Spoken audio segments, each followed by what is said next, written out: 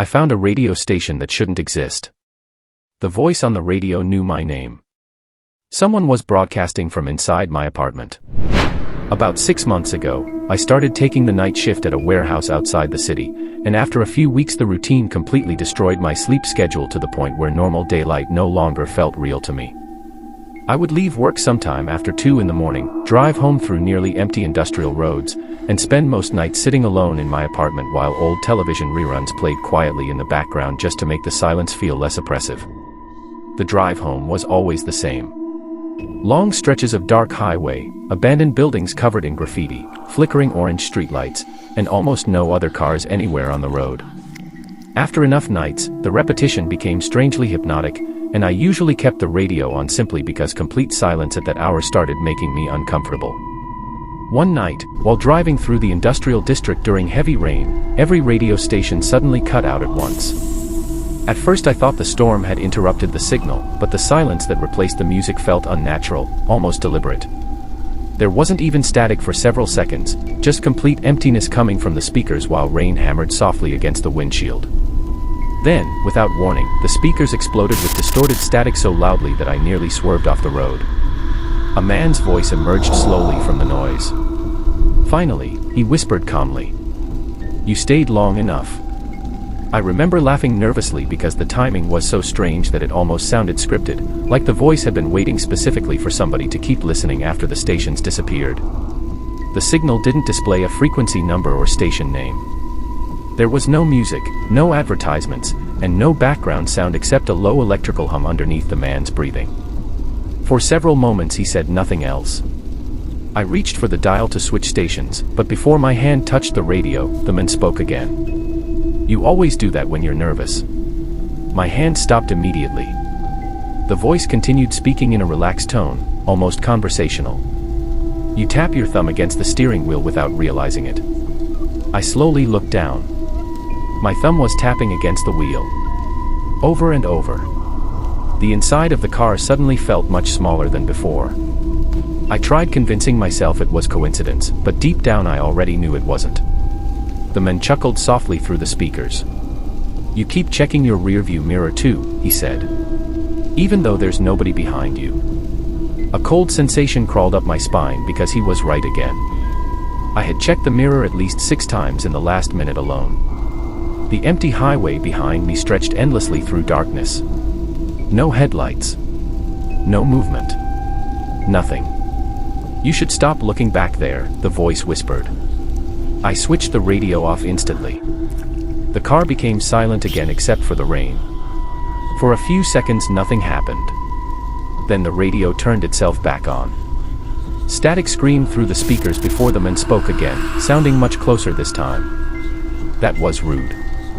I pulled onto the side of the highway so abruptly that gravel sprayed underneath the tires. My hands were shaking badly enough that I could barely keep hold of the steering wheel. The voice remained perfectly calm. "You haven't been sleeping much lately," he continued. "You leave the television on every night because silence makes the apartment feel empty." I stopped breathing for a second. Nobody knew that. Not my coworkers. Not my friends. Nobody. The voice lowered almost to a whisper. "But it doesn't help anymore, does it?" Something about the way he said that terrified me more than anything else because he sounded genuinely sympathetic. Like he knew me. I turned the car off completely and sat in darkness for nearly a full minute before finally forcing myself to drive home. By the time I reached my apartment building, the rain had stopped completely and the entire parking lot was empty. I remember feeling irrationally nervous while walking upstairs, as though somebody was following directly behind me even though every time I turned around there was nobody there. When I unlocked my apartment door, the television inside was already on. Static filled the screen. I froze near the entrance while the pale light flickered across the walls of the living room. I knew for a fact I had turned the TV off before leaving for work. Very slowly, the television volume lowered by itself. Then I heard breathing through the speakers. Slow. Uneven breathing. The exact same breathing from the radio station. I unplugged the television immediately, but even after the screen went black, the breathing continued somewhere inside the apartment for another few seconds before finally stopping altogether. That night I barely slept at all. Every tiny sound inside the apartment felt amplified beyond reason. Pipes creaking behind the walls, the refrigerator humming in the kitchen, distant footsteps somewhere in the building. Everything sounded wrong. Around 4 in the morning, my phone vibrated with a notification from an unknown email address. There was no message attached. Only an audio file titled, live_feed. I should have deleted it immediately, but exhaustion and curiosity are a dangerous combination, especially late at night when your brain starts looking for explanations that don't exist. I pressed play. At first there was only silence. Then came footsteps. Slow footsteps moving across hardwood floors. My hardwood floors. I sat upright in bed immediately. The recording continued with the unmistakable sound of movement near my kitchen before slowly traveling down the hallway toward my bedroom. Then the floor outside my bedroom door creaked. I stopped breathing entirely. Because the recording wasn't old. The footsteps matched perfectly with sounds happening inside the apartment in real time. Then the man from the radio whispered softly into the microphone. "He knows you're awake." At that exact moment, 3 slow knocks echoed against my bedroom door. I couldn't move. My entire body locked in place while I stared at the darkness beyond the doorway, trying desperately to convince myself that stress and exhaustion were making me hallucinate. The recording continued for several more seconds. I could hear breathing outside my room. Not mine. Someone else's. Then the voice laughed quietly. "He's listening too." The audio ended. Silence returned instantly.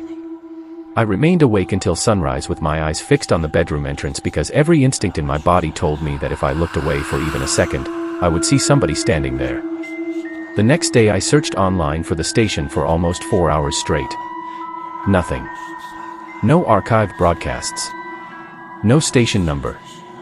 No discussions. Eventually I found a small abandoned forum thread from years ago where several anonymous users described hearing the same voice late at night through different radios across the country. Most of the posts had been deleted. But one message remained. "Do not respond to him." That was the final post in the thread. The account that posted it disappeared shortly afterward. I tried convincing myself the entire thing was some elaborate online prank until the following night when I got home from work and immediately noticed that something inside the apartment had changed. The kitchen chair was facing the hallway. I never left it like that. At first I thought maybe I had forgotten moving it earlier, but deep down I already knew I hadn't. Then I noticed the bathroom door was open too. And the light inside was on. A horrible feeling settled into my stomach as I walked slowly through the apartment checking every room, but there was nobody there. No sign of forced entry. No missing belongings. Nothing. Only that overwhelming sensation that someone had been inside recently. I barely slept again that night.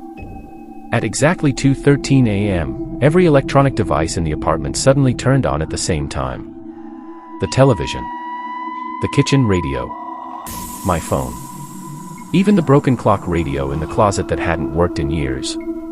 All of them erupted with violent static simultaneously. And through the noise, the man's voice returned one final time. "You left the hallway door unlocked."